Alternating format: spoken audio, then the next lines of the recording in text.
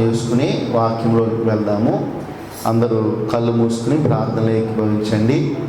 ప్రేమ, కనికరము, కృప కలిగిన నా ప్రియమైన యేసుక్రీస్తు ప్రభువా, నీ ఉన్నతమైన, శ్రేష్టమైన, ఘనమైన, పరిశుద్ధమైన నామానికి ఈ రాత్రికాల సమయంలో ఈ ఉపవాస ప్రార్థన కూడికలో మేమందరం కలిసి కోట్ల స్తుతులు స్తోత్రములు చెల్లిస్తూ నీ నామాన్ని మహిమపరుస్తున్నాం ప్రభువా. గడిచిన దినములన్నింటిలోనూ నీ కాపుదల మాకు ఇచ్చావు. ఈ రాత్రి నాయన నీ కృప వలన మీ సన్నిధానంలో మేము పాల్గొనడానికి కృప చూపించావు.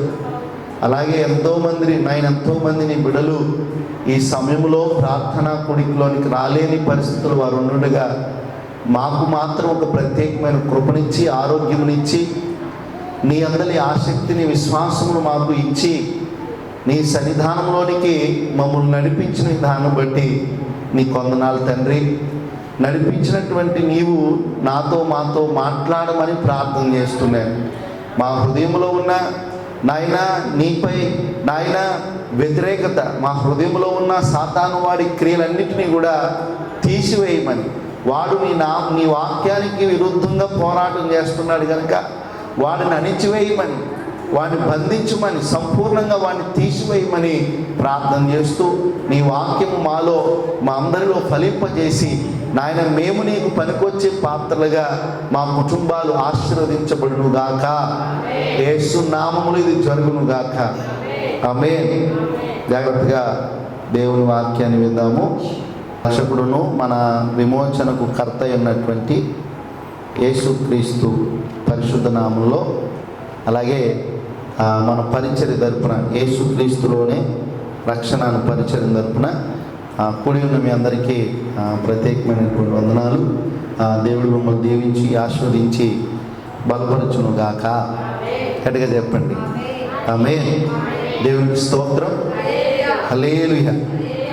ఈ రాత్రికాల సమయంలో ఈ ప్రార్థన కూడికలో ప్రభు మనందరిని ఉద్దేశించి చాలా చక్కని విషయాలు పరిశుద్ధ గ్రంథం ద్వారా మనకు నేర్పించాలని దేవుడు ఆశపడుతున్నాడు. స్తోత్రం చెప్తాం.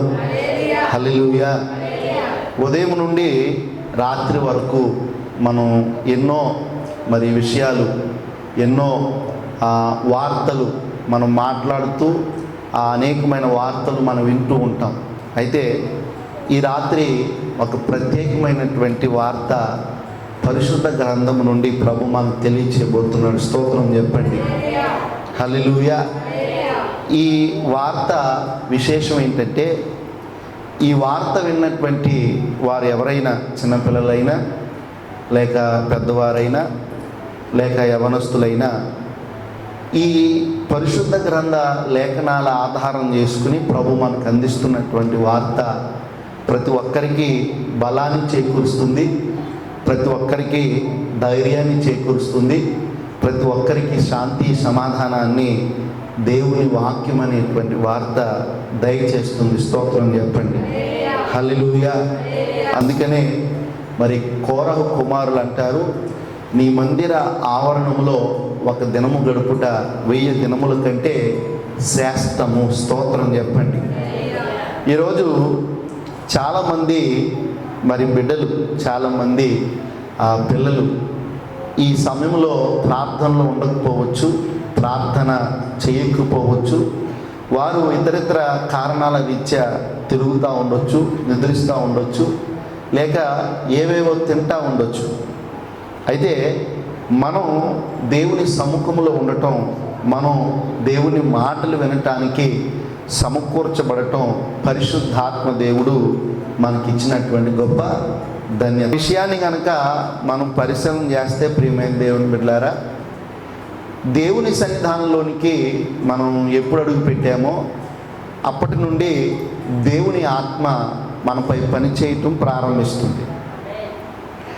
అపోస్తల కార్యములు మొదటి అధ్యాయం కనుక మనం పరిశీలన చేస్తే అక్కడ 120 మంది ఇంచుమించుగా ఒక మేడగదిలో కూర్చొని లేక మోకరించి ఎడతెగని ప్రార్థనలు చేస్తున్నప్పుడు, ఎడతెగని స్తుతి చేస్తున్నప్పుడు దేవుని ఆత్మ వారిని కమ్ముకోవడం మనం చాలా జాగ్రత్తగా అక్కడ చూడగలం. ఈరోజు ప్రార్థనా సన్నిధానం అనగా ప్రార్థించేటువంటి స్థలానికి మనం వచ్చినప్పుడు ప్రభు మన మీద తన ఆత్మను కుమ్మరింపు చేయటానికి, మనల్ని బలపరచడానికి ఆయన ఈ స్థలంలోనికి వస్తాడనే విషయాన్ని మనం చాలా చాలా జాగ్రత్తగా గుర్తించాలి. దేవునికి మహిమ కలుగును గాక. గట్టిగా చెప్పండి ఆమేన్.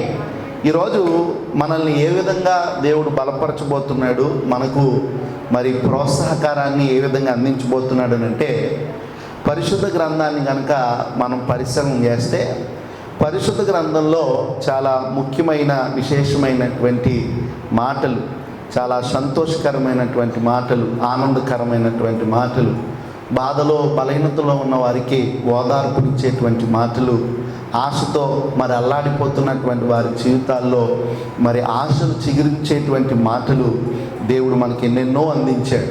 అందులో ఒక మాటను ఈ రాత్రి మనం తెలుసుకుందాం. ఈరోజు మనం దేవుని వాక్యాన్ని కనుక స్పష్టంగా వినగలిగితే నీకు, నీ కుటుంబానికి బహుక్షేమము ప్రభు ద్వారా దొరుకుతుందనే విషయాన్ని నీవు మర్చిపోకూడదు. దేవునికి మహిమ కలుగును గాక. పరిశుద్ధ గ్రంథంలో 66 పుస్తకాలు ఉన్నాయి. మొత్తం 66 పుస్తకాలు ఉన్నాయి. ఈ 66 పుస్తకాల్లో ప్రత్యేకంగా ప్రాముఖ్యంగా 2 పుస్తకాలు స్త్రీల పేరు మీద రాసున్నాయి. ఎవరి పేరు మీద అండి? స్త్రీల పేరు, ఓన్లీ ఆ స్త్రీ పేరు మీద 2 పుస్తకాలు ఉన్నాయి. అందులో మొదటి పుస్తకం రూతు గ్రంథం, రెండవ పుస్తకం ఎస్తేరు గ్రంథం. స్తోత్రం చెప్పండి. హల్లెలూయా. జాగ్రత్తగా వినాలి. కొన్ని విషయాలు మీరు వింటే మీకు చాలా బలం దొరుకుతుంది దేవుని నుండి, చాలా విశ్వాసం కలుగుతుంది వాక్యము ద్వారా, చాలా ఆశ కలుగుతుంది దేవుడు కార్యం చేస్తాడనే విషయం మీద. దేవునికి మహిమ కలుగును గాక. పరిశుద్ధ గ్రంథంలో చోటు సంపాదించుకున్నటువంటి వ్యక్తులు, మరి అనేకమైనటువంటి వ్యక్తులు మనకు కనపడతారు. వారిలో ప్రఖ్యాతిగాంచినటువంటి స్త్రీలు కూడా ఉన్నారనే విషయాన్ని మనం జ్ఞాపకం చేసుకోవాలి. ఈరోజు స్త్రీ ఒంటరిగా ఉన్నా, లేక బలహీనరాలుగా ఉన్నా, లేక నిస్పృహల్లో ఉన్నా, అసలు ఏం చేయాలో తెలియని పరిస్థితుల్లో ఉన్నా, ఈరోజు ఈ వాక్యాన్ని కనుక నువ్వు వింటే నీకు చాలా బలము, ధైర్యము, ఆనందము నీ జీవితంలో ప్రభు కలిగించబోతున్నాడనే విషయాన్ని ఈరోజు నువ్వు జ్ఞాపకం చేసుకోవాలి.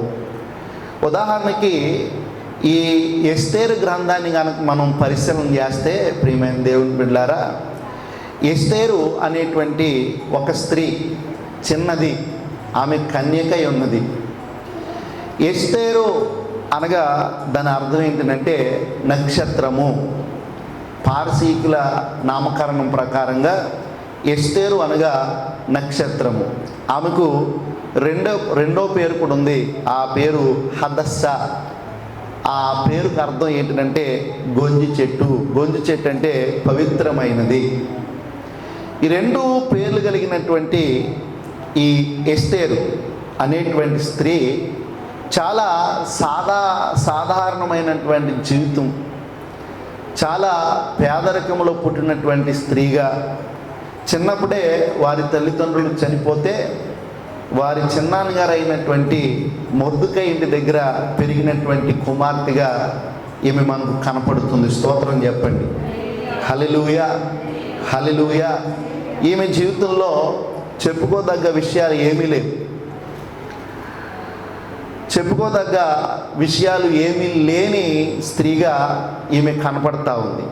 అయితే ఈమె జీవితాన్ని కనుక మనం పరిశీలన చేస్తే ఈరోజు మనకు ఎన్నో విషయాలు చాలా స్పష్టంగా అర్థమవుతాయి. దేవునికి మహిమ కలుగును గాక.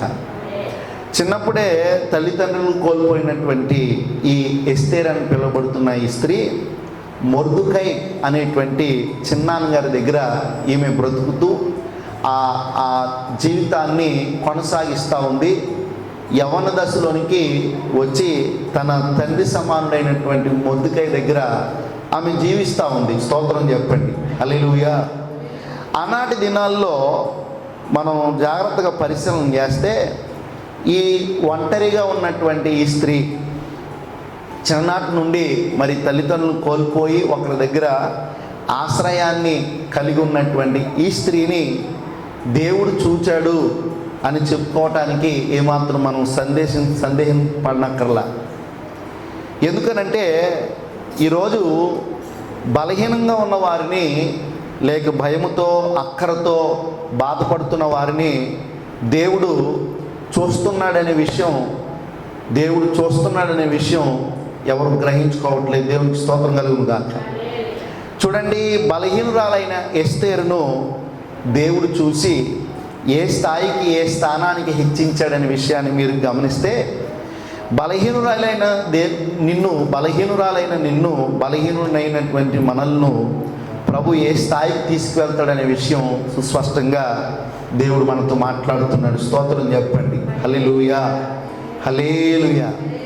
ఆ రోజుల్లో మరి అహష్వేరోషు అనేటువంటి ఒక రాజు ఇంచుమించుగా 104 సంస్థానము అనగా దానికి ఒక అర్థం ఏంటంటే ఒక దేశం అనుకోండి.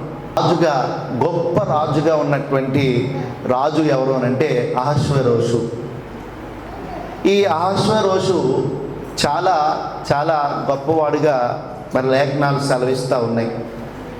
రెండోది, ఈ అహష్వేరోషు అన్యుడు, యూదుడు కాదు, అన్యుడు. ఈ రాజు ఈ 127 సంస్థానాలకు సంబంధించిన సైన్యాధిపతులకి, లేక అధికారులకి, లేక ఇరుగు పొరుగు రాజులందరికీ విందుని ఏర్పాటు చేయటం జరుగుతుంది. ఆ విందు కొన్ని దినాలుగా, ఇంచుమించుగా 180 దినాలుగా ఆ విందును గూర్చినటువంటి ఏర్పాట్లు, ఆ విందును ఆరగించేటువంటి పరిస్థితులు ఆ రాజ్యంలో ఏర్పడ్డాయి. ఆ ఏర్పడినటువంటి తరుణంలో మనం జాగ్రత్తగా పరిశీలన చేస్తే, రాజు అహష్వేరోషు తన భార్యను పరిచయం చేయాలనుకున్నాడు. వచ్చిన వారందరికీ తన భార్యను పరిచయం చేయాలని ఆశపడినప్పుడు తన భార్యను అతడు ఆ విందు జరుగుతున్నటువంటి స్థలానికి మరి ఆహ్వానిస్తే, తన భార్య అయినటువంటి అహష్వేరోషు భార్య అయినటువంటి మరి వస్తి ఆ స్థలానికి రావటానికి నిరాకరిస్తుంది. మీరు 1వ అధ్యాయము అలాగే మరి 2వ అధ్యాయం 4వ వచనం వరకు మీరు చదివితే మీకు చాలా విషయాలు అర్థమవుతాయి. దేవునికి స్తోత్రం చెప్పండి. హల్లెలూయా. 127 సంస్థానాలకు మరి రాజుగా, గొప్ప రాజుగా ఉన్నటువంటి అహష్వేరోషు చేయుచున్నటువంటి విందును బట్టి వచ్చిన అధికారులకు, సైన్యాధిపతులకు, ఇరుగు పొరుగు రాజులందరికీ తన భార్యను చూపించాలని, తన భార్య యొక్క మరి సౌందర్యాన్ని కనపరచాలని మరి రాజు ఆలోచన చేసినప్పుడు ఆ భార్యగా ఉన్నటువంటి వస్తీని మరి కౌరు పెట్టడం జరిగినప్పుడు ఆ వస్తీ, రాజుగారి యొక్క భార్య ఆ విందుకు లేక వారున్న స్థలానికి రావటానికి నిరాకరిస్తుంది. స్తోత్రం చెప్పండి. ఏం చేస్తుందంటే, నీకు నిరాకరిస్తుంది, నేను రాలేను అనే వర్తమానం రాజు దగ్గరికి పంపిస్తుంది. ఈ యొక్క పరిస్థితిని మనం తర్వాత చాలా లోతుగా పరిశీలన చేద్దాం. సరే, ఇప్పుడు రాజుగారికి కోపం వచ్చి ఆమెను అనగా వస్తీని తన భార్య స్థానము నుండి, రాణి స్థానము నుండి ఆమెను తీసివేయటం జరుగుతుంది. ఇలా తీసివేసినటువంటి తరుణంలో ఇప్పుడు రాజుకు భార్య కావాలి, రాజుగారికి రాణి కావాలి. కాబట్టి ఈ 127 సంస్థానాలకు రాజు దగ్గర నుండి ఒక లేఖ ఈ 127 సంస్థానాలకు వెళ్తుందన్నమాట. ఏంటంటే, రాజు కొరకు ఒక అందమైన, సుందరమైన మరి కన్యకుని ఏర్పాటు చేయాలనే సమాచారము ఈ 127 సంస్థానాలకు వెళ్ళినప్పుడు ఈ 127 సంస్థానాల నుండి చాలామంది కన్యకులను మరి సమకూర్చుకుని రాజు నివాసం చేసేటువంటి ఆ షూషాను, ఆ ప్రాంతానికి, షూషాను కోటకు వీరందరినీ కూడా మరి తరలించడం జరుగుతుంది. అందులో మొర్దెకై కుమార్తెగా ఉన్నటువంటి ఎస్తేరు అనేటువంటి ఒక స్త్రీ కూడా ఉంటుంది. స్తోత్రం చెప్పండి. హల్లెలూయా, హల్లెలూయా. ఎస్తేరు కూడా వారితో కలిసి, ఆ యవన స్త్రీలతో కలిసి ఎస్తేరు కూడా రాజుకు రాణిగా మరి అవటానికి వారందరితో కలిసి వారు తీసుకువెళ్ళటం అనేది మనం లేఖనాలను బట్టి చూస్తే, పరిశీలన చేస్తే మనకు అర్థమవుతుంది. ఈరోజు ఈ విషయాన్ని మనం ఎందుకు జ్ఞాపకం చేసుకుంటున్నాము అంటే, ఒక సాధారణమైనటువంటి స్త్రీని, ఏ సహాయ సహకారం లేనటువంటి స్త్రీని ప్రభు చూస్తే, ప్రభు దృష్టికి ఆమె గనురాలుగా కనపడితే, లేక తన గుణలక్షణాలను ప్రభు దృష్టిలో మెరుగు చేసుకుంటే, ఆమెను దేవుడు ఏ స్థాయికి తీసుకువెళ్తాడనే విషయాన్ని మనం పరిశీలన చేస్తే, దానికి ఎస్తేరు గ్రంథము చక్కని నిదర్శనంగా మనకు కనపడుతుంది. స్తోత్రం చెప్పండి. హల్లెలూయా, హల్లెలూయా. ఇప్పుడు సమకూర్చబడినటువంటి స్త్రీలందరినీ రాజుకు సమీపస్తుడైనటువంటి, రాజు ఏర్పాటు చేసిన అధికారులలో ఒకడైనటువంటి హేగే అనేటువంటి నపుంసకుడుకు వీరందరిని అప్పగించడం జరుగుతుంది. ఈ అప్పగించినటువంటి తరుణంలో ఈ ఎస్తేరును మరి ఆ నపుంసకుడైనటువంటి హేగే చూసినప్పుడు, హేగే అని పిలబడుతున్న నపుంసకుడుకు ఎస్తేరు పట్ల దయ పుడుతుందంటండి. స్తోత్రం చెప్పండి. ఏం పుడుతుందంట? దయ పుట్టిందంట. ఆ మాట రెండవ అధ్యాయము 9వ వచనం కానీ చదువమ్మా. ఆ చిన్నది అతని దృష్టికి ఇంపైనది గనుక ఆమె అతని వలన దయ పొందెను. దేవునికి మహిమ కలుగును గాక. ఎస్తేరు అనేటువంటి కుమార్తె చాలా అందము కలిగినటువంటి కుమార్తె. చక్కనిది, చిన్నది అని లేఖనాలు సెలవిస్తూ ఉన్నాయి. ఈ సౌందర్యము కలిగిన ఈ కుమార్తె నపుంసకుడైనటువంటి హేగే అనే అధికారి దగ్గరికి తీసుకొచ్చినప్పుడు, ఆ హేగే ఈ యొక్క ఎస్తేరును చూసినప్పుడు, ఎస్తేరును చూసిన ఆ హేగే అని పిలువబడుతున్న నపుంసకుడుకు దయ పుట్టిందంట. ఈమెను చూస్తే కనికరం కలిగిందంట ఆయనకి. వెంటనే ఈమెను ఒక ప్రత్యేకమైన స్థానంలో, రాజు దగ్గర నుండి వచ్చేటువంటి ఆహారము, రాజు దగ్గర నుండి వచ్చే వస్తువులు గల స్థానంలో, ఒక ప్రత్యేకమైన స్థానంలో ఈ ఎస్తేరును హేగే అని పిలువబడుతున్నటువంటి నపుంసకుడు ఆమెను ఉంచటం జరుగుతుంది. స్తోత్రం చెప్పండి. హల్లెలూయా, హల్లెలూయా. ఇక్కడ మనం ఈ రాత్రి జాగ్రత్తగా జ్ఞాపకం చేసుకోవాల్సిన విషయం ఏంటంటే, ఎస్తేరును చూసినప్పుడు హేగేకు ఆమె పట్ల దయ పుట్టింది. ఎందుకు దయ పుట్టింది? హేగే అనేటువంటి నపుంసకుడు చాలామంది స్త్రీలను చూసుంటాడు. చాలామందిని ఆ హేగే మరి చాలా విధాలుగా రాజు కొరకు తయారు చేసి ఉంటాడు. కానీ ఎవ్వరిలో లేని వినయము, ఎవ్వరిలో లేని ఆ సాత్వికము, ఎవ్వరిలో లేని విధేయత, ఎవ్వరిలో లేని ఆ స్వస్థత మరి ఎస్తేరులో హేగే చూసి ఆమె పట్ల దయ చూపించడం ప్రారంభించాడు. ఈరోజు ఈ విషయాన్ని మనం పరిశీలన చేస్తే, ఉన్నటువంటి నపుంసకుడుకు మరి ఎస్తేరును చూసినప్పుడు దయ పుట్టింది. ఈరోజు నీవు నీ కుటుంబం కలిసి దేవుని సన్నిధానంకి వస్తున్నప్పుడు, దేవుడు నీ వైపు చూసినప్పుడు, నీ యొక్క ప్రవర్తనను బట్టి, నీ యొక్క మనస్సును బట్టి, నీ యొక్క వినయ విధేయతలను బట్టి నీకు దయ పుట్టాలని దేవుడు, నీపై దయ చూపించాలని దేవుడు అనుకుంటున్నప్పటికీ, నీకున్నటువంటి తలంపులు, నీకున్నటువంటి పరివర్తన, నీవు కలిగి ఉన్నటువంటి స్థితిని బట్టి దేవుడికి అట్టి తలంపు పుట్టట్లేదు. స్తోత్రం. జాగ్రత్తగా పరిశీలన చేస్తే దేవుడు మనకు దయ చూపించేవాడిగా ఉన్నాడు. ఏం చూపించేవాడిగా? దయ చూపించేవాడిగా. ఇంకొక ఉదాహరణ మీకు చెప్తాను.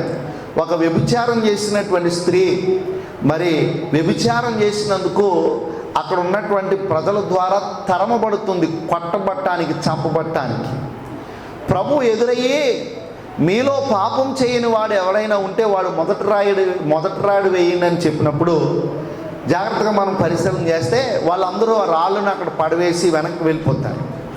అప్పుడు ప్రభు ఆమె మీద దయ చూపించి, ఇక ముందు ఇలాంటి జీవితాన్ని నువ్వు జీవించుకో, నువ్వు జాగ్రత్తగా బ్రతకాలి, ఒక సాక్షిగా నువ్వు బ్రతకాలి అని ప్రభు ఆమెకు కృప చూపించి, ఆమె పట్ల దయ చూపించి ఆమెను పంపివేయటం అనేది మనం లేఖనాలను చదివినప్పుడు మనకు అర్థమవుతుంది. స్తోత్రం చెప్పండి. ఈరోజు దేవుని సముఖంలోకి వస్తున్నటువంటి మనము, దేవుని మాటలు వింటున్నటువంటి మనము, దేవుని గద్దింపుతో కూడినటువంటి మాటలను వింటున్నటువంటి మనము, మన జీవితంలో ఒక సాక్ష్యాన్ని కలిగి ఉండవలసినటువంటి మనము, కలిగి ఉండటం లేని పరిస్థితిని బట్టి దేవుడు మన మీద దయ చూపించలేకపోతున్నాడు. స్తోత్రం చెప్పండి. హల్లెలూయా. దేవుడే కాదు, మన పరిస్థితిని చూసినప్పుడు, మన బలహీనతను చూసినప్పుడు, మన సమస్యను చూసినప్పుడు ఎవరు కూడా మన మీద దయ చూపించలేని విధంగా, ఎవరు కూడా మన పైన కనికరం చూపించలేని విధంగా మన యొక్క రూపం వారికి కనబడుతుందేమో అనేది మనం చాలా జాగ్రత్తగా పరిశీలన చేసుకోవాల్సినటువంటి విషయం ఇది. మనం ఏ విధంగా ఉంటున్నాం, మనం ఏ విధంగా బ్రతుకుతున్నాం, మనం ఏ విధంగా వస్తున్నాం, ఒకరు చూసినప్పుడు వారికి మన మీద దయ కలుగుతుందా లేక కోపం కలుగుతుందా?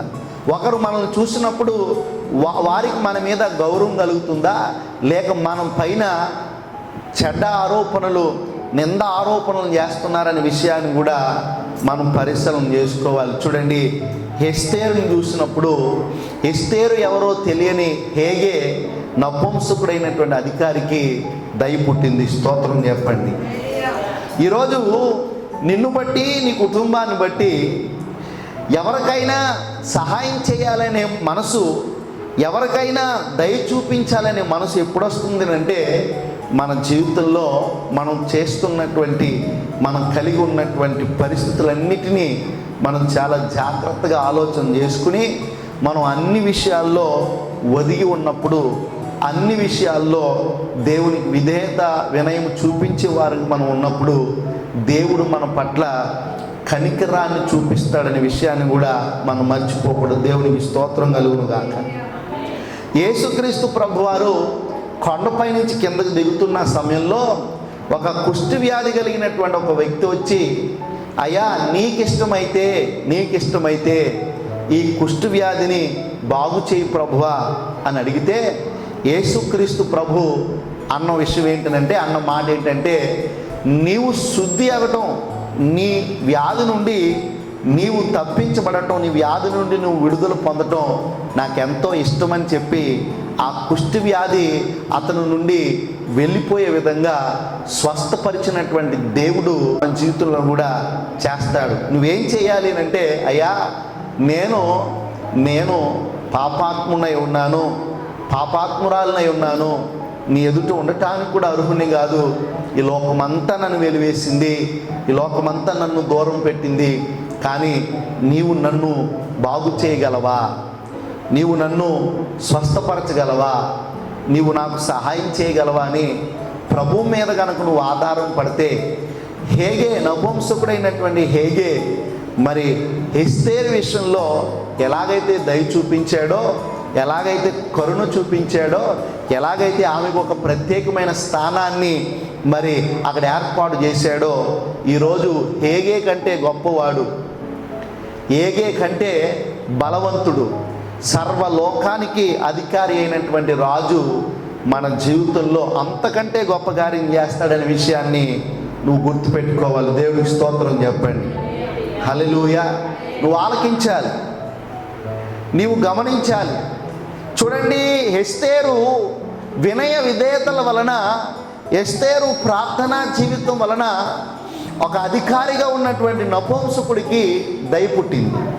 ఈరోజు నీవు దేవుని మందిరానికి వస్తున్నావు, వెళ్తున్నావు, దేవుని మందిరంలో దేవుని స్తుతిస్తున్నావు, ప్రార్థిస్తున్నావు, నీ భక్తిని చూసి, నీ క్రమాన్ని చూసి ఇక్కడ ఉన్నటువంటి సేవకుడికి కానీ, లేక నీ తోటి ఆ వ్యక్తులకు కానీ, లేక నీ ఇంటిలో ఉన్న వ్యక్తులకు కానీ, లేక నీ ఇరుగు పొరుగు ఉన్న వ్యక్తులకు కానీ దేవుడంటే భయం కలగాలి. నిన్ను బట్టి నిన్ను బట్టి నీ ఇంటి వారికి దేవుడంటే ఇష్టం కలగాలి. నిన్ను బట్టి నీ భర్తకు, నిన్ను బట్టి నీ పిల్లలకు దేవుని పట్ల భయభక్తులు కలగాలి. ఆ విధంగా నువ్వు జీవించాలనే విషయాన్ని ఇక్కడ ప్రభు మనకి తెలియజేస్తున్నాడు. స్తోత్రం చెప్పండి, హల్లెలూయా.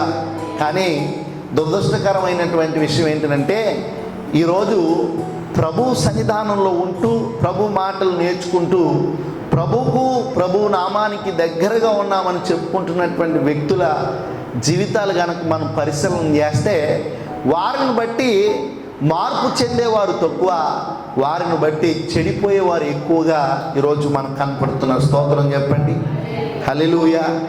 లూదియా అనేటువంటి ఒక స్త్రీ ఉంది. ఆమె దేవుని వాక్యాన్ని విని తాను అంగీకరించి రక్షణ పొంది తన ఇంటి వారందరికీ దేవుణ్ణి పరిచయం చేసింది. దేవునికి మహిమ కలుగును గాక, హల్లెలూయా. అంటే లూదియాను బట్టి దేవుడు తన ఇంటి వారందరి ఎడల కృప చూపించాడు, దయ చూపించాడు. ఈ రాత్రి నిన్ను బట్టి నీ కుటుంబానికి దేవుడు సహాయం చేయాలని ఆశపడుతున్నాడు.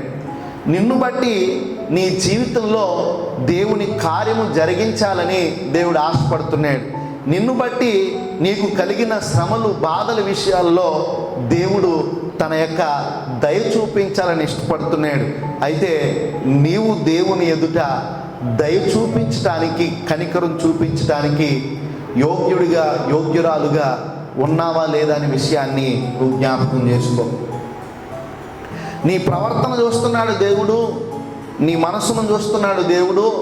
నీ ప్రవర్తనకి, నీవు కలిగి ఉన్న ఆలోచనలకి తగినటువంటి దయను దేవుడు చూపించడానికి సిద్ధమై ఉన్నప్పుడు దాన్ని పొందుకునేటువంటి రీతిలో, దానిని అనుభవించేటువంటి రీతిలో నువ్వు ఉన్నావా లేదనే విషయాన్ని నువ్వు జ్ఞాపకం చేసుకో. దేవునికి స్తోత్రం కలుగును గాక.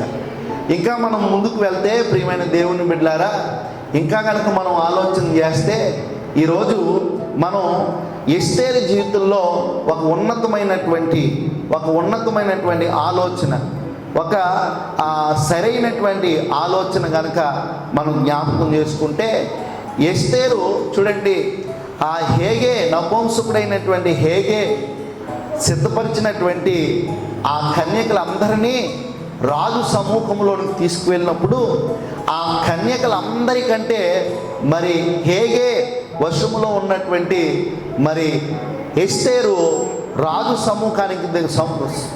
సమూహముల దగ్గరికి తీసుకొచ్చినప్పుడు రాజు తన కిరీటాన్ని తీసి ఎస్తేరు తలపై పెట్టి రాణి ఆ స్థాయికి తన భార్య అయినటువంటి వస్తి స్థానంలో మరి ఎస్తేరు నిర్ణయించినట్లుగా మరి లేఖనం సెలవిస్తూ ఉంది. దేవునికి మహిమ కలుగును గాక, హల్లెలూయా, హల్లెలూయా. చూడండి ఆ మాట చూడండి ఒకసారి.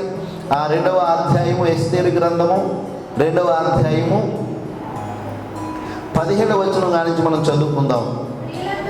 స్త్రీలందరికంటే రాజు ఎస్తేరును ప్రేమించాను. దేవునికి స్తోత్రం. చాలామంది కన్యకలు, చాలామంది స్త్రీలు ఇదిగో సంవత్సరం పాటు అక్కడ ఉన్నటువంటి సుగంధ ద్రవ్యాలతో నానబెట్టబడి, అలంకరింపబడి, ఎంతో సౌందర్యంగా వారు అలంకరింపబడి రాజు సముఖంలోనికి వారందరినీ తీసుకొచ్చిన, ఒకరి తర్వాత ఒకరు వెళ్తున్న వాళ్ళందరి మీద రాజుకు దయ కలగలేదు. కానీ ఎస్తేరు వచ్చేసరికి రాజుకు ఆమె మీద దయ కలిగిందంటండి. స్తోత్రం చెప్పండి, హల్లెలూయా. రాజుకు ఆమె మీద దయ కలిగి రాజు ఎస్తేరుని ఇష్టపడ్డాడంట. ఎవరిని ఇష్టపడ్డాడు? ఎస్తేరుని ఇష్టపడి ఆమెను రాణి స్థానంలో ఉంచడానికి రాజు యొక్క కిరీటాన్ని తీసి ఎస్తేరుకు పెట్టడం జరుగుతుంది. ఈరోజు మనం గమనించాలి, ఒక సాధారణమైనటువంటి కుటుంబంలో పుట్టినటువంటి ఎస్తేరుకు దేవుడు అంత గొప్ప స్థానాన్ని ఎందుకు నిర్ణయించాడంటారు? ఎస్తేరు ఒక సాధారణమైన కుటుంబంలో పుట్టి తల్లిదండ్రులు కోల్పోయినటువంటి దీనస్థితిలో ఉన్నటువంటి ఎస్తేరును ఆ మహా ఉన్నత ఆ స్థానంలోనికి రాజుగా ఉన్నటువంటి ఆశ్వరోషుకు భార్యగా దేవుడు చేశాడునంటే ఎంత ధన్యత ఇచ్చాడు, ఎంత కృప చూపించాడు.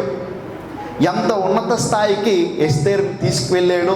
ఎందుకు ఇలా జరిగింది, దేవుడు ఎందుకు ఇలా చేశాడు అంటే, ఎస్తేరు జాగ్రత్తగా చూడాలి. ఎస్తేరు చక్కని ప్రవర్తన కలిగినటువంటి స్త్రీ, చక్కని వినయ విధేయతలు దేవుని యందు కనుపరిచేటువంటి స్త్రీ. ఆమెకు నిర్ణయించినటువంటి ప్రకారంగా కాకుండా ఇంకేవి కోరలేనటువంటి స్త్రీగా ఇక్కడ ఎస్తేరు మనకు కనపడుతుంది. నేను అడుగుతాను, దేవుని సన్నిధానంలో నువ్వు ఎటువంటి ప్రవర్తన కలిగి ఉన్నావు? నువ్వు ఎటువంటి స్థితిని కలిగి ఉన్నావు? దేవుడిని చూస్తున్నాడు కదా. దేవుడిని చూస్తున్నప్పుడు ఆయన నీకు కార్యం చేయాలనేటువంటి ఆలోచన ఆయనకి ఎందుకు రావట్లేదు అంటే, నీవు తీసుకుంటున్న నిర్ణయం ఒకటి, జరిగిస్తున్నటువంటి పని ఒకటి, అనుకుంటున్న ఆలోచన ఒకటి, వెళ్తున్నటువంటి మార్గం ఒకటి. అందుకనే దేవుని దయ నీ మీదకి రావటం లేదు, దేవుని కనికరము నీవు పొందుకోవట్లేదు. సాధారణమైన కుటుంబంలో పుట్టినటువంటి ఎస్తేరు ఒక ఉన్నత స్థానానికి చేర్చబడినటువంటి విధానం మనం చదివినప్పుడు, మనం ఈరోజు సాధారణంగా ఉండొచ్చు, బలహీనురాలుగా మనం ఉండొచ్చు, లేక ఏమి స్థితిలో మనం ఉండొచ్చు. కానీ దేవుని దృష్టిలో నీవు దయ పొందగలిగితే, దేవుని ఎదుటికి వచ్చినప్పుడు నీవు చక్కని ప్రవర్తన కలిగిన కుమార్తెగా నువ్వు ఉండగలిగితే, దేవుడు నీకిచ్చేటువంటి దీవెన మనం ఊహించలేనటువంటి విధంగా, మనం అనుకోలేనటువంటి స్థాయికి ప్రభు మనం తీసుకువెళ్తాడనే విషయాన్ని మీరు గమనించాలి. దేవుడికి మహిమ కలుగును గాక. హల్లెలూయా. కాబట్టి ఈ మాటలు మనం విన్నప్పుడు, దేవుడు ఎవరినైనా ఏ విధంగానైనా ఏ పరిస్థితుల్లోనైనా హెచ్చించగలడు, ఉన్నత స్థాయికి తీసుకువెళ్ళగలడు, అభివృద్ధి చేయగలడు. మనకున్నటువంటి సమస్తాన్ని హెచ్చించేటువంటి స్థాయిలో ప్రభు మనల్ని నిలబెట్టగలడు. మనము ఆయన ఎదుట చక్కని దానిగా మనం ఉండగలిగితే, చక్కని వాడిగా మనం ఉండగలిగితే, చక్కని ప్రవర్తన కలిగినటువంటి వారుగా మనం ఉండగలిగితే, దేవుడు ఖచ్చితంగా మనకు సహాయం చేస్తాడు. స్తోత్రం చెప్పండి. హల్లెలూయా. ఎందరో కన్యకులు వెళ్ళారంట రాజు దగ్గరికి, రాజు ఎదుటికి. కానీ ఎవరి మీద చూపలేని ప్రేమ ఎస్తేరు వెళ్ళేసరికి ఆ రాజుకు కలిగిందంట. కారణం ఏంటో తెలుసా? దేవుడు ఆమె విషయమై దయ చూపించాడు. ఈరోజు మన విషయంలో కూడా దేవుని దయ మనకు అవసరం. మన విషయంలో కూడా దేవుని కృప మనకు అవసరం. దేవుడు మన పట్ల దయ చూపించాలంటే యేసుక్రీస్తు ప్రభువారి ఎదుట మన జీవితాన్ని, మన హృదయాన్ని, మన నోటిని, మన ప్రవర్తన అంతటిని జాగ్రత్తగా కాపాడుకోవాల్సినటువంటి అవసరత మనందరికీ ఉందనే విషయాన్ని మీరు మర్చిపోకండి. కనుక ఈ విషయాలను మనం విన్నాం కనుక దేవుడు నీకు ఇచ్చేటువంటి, దేవుడిని కలిగించినటువంటి విధానం ఏంటో తెలుసా? దేవుడు నీవు నీ ప్రవర్తనను మార్చుకుంటే, నీవు దేవుని ఎదుట వినయ విధేయతలతో కనుక ఉండగలిగితే, నీ జీవితంలో నీవు ఊహించని స్థితికి దేవుడిని తీసుకువెళ్తాడు. అంతటి కృప దేవుడు మీ కుటుంబాలకు మీకు సమృద్ధిగా దయచేయునుగాక. దేవుడు చిన్న పరిశుద్ధ వాక్యము దీవించునుగాక. ప్రార్థన చేసుకుందాం. ఆఖరి ప్రార్థన. ప్రేమ, కనికరము, కృప కలిగిన తండ్రి, నీ ఉన్నతమైన, శ్రేష్టమైన, ఘనమైన, పరిశుద్ధమైన నామానికి స్తోత్రాలు నాయన. ఈరోజు సాధారణమైనటువంటి ఒక స్త్రీగా ఉన్నటువంటి ఎస్తేరును మాకు మీరు చూపించి, ఎస్తేరు కలిగి ఉన్నటువంటి ప్రవర్తన, ఆమెను చూసిన వారందరికీ కలిగినటువంటి దయ, ప్రభువా షూషాను నాయన కోటకు రాజైనటువంటి 120 సంస్థానాలకు రాజుగా ఉన్నటువంటి అహష్వరోషు తనను చూసినప్పుడు ఆయనకు కూడా దయ పుట్టిందంట ప్రభువా. ఆయనకు కూడా ప్రేమ కలిగిందంట ఎస్తేరు అంటే. నిజంగా ఎంత చక్కని ప్రవర్తన, ఎంత చక్కని వినయ విధేయతలతో ఎస్తేరు అని పిలువబడుతున్నటువంటి స్త్రీ ఉండగలిగిందో, ఆ స్థితిని బట్టి, ఆ ప్రవర్తనను బట్టి ఆమె స్థాయిని ఎంతగా హెచ్చించావు ప్రభువా. ఈరోజు నీ సన్నిధానంలోనికి అనేక మంది స్త్రీలు వస్తున్నారు, వెళ్తున్నారు, పురుషులు వస్తున్నారు, వెళ్తున్నారు.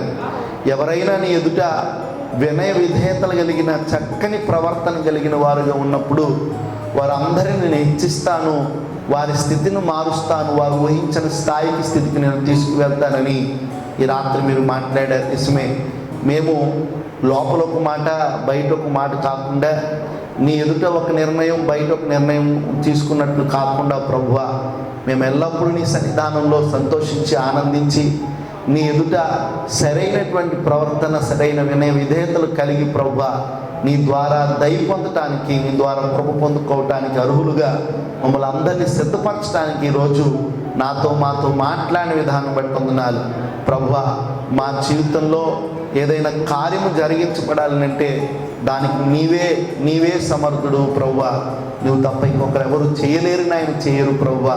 నీవు మాకు సహకారంగా ఉండి నీ పిల్లల బలహీనతలను ఎంచి వారి జీవితంలోని గొప్ప కార్యములు జరిగించి మహిమ ఘనత ప్రభావం పొందుకొనమని యేసయ్య పరిశుద్ధ నామములో ఈ ప్రార్థన చేయుచున్నాము తండ్రి, ఆమేన్. వందనాలు. ప్రభువును దీవించుగాక.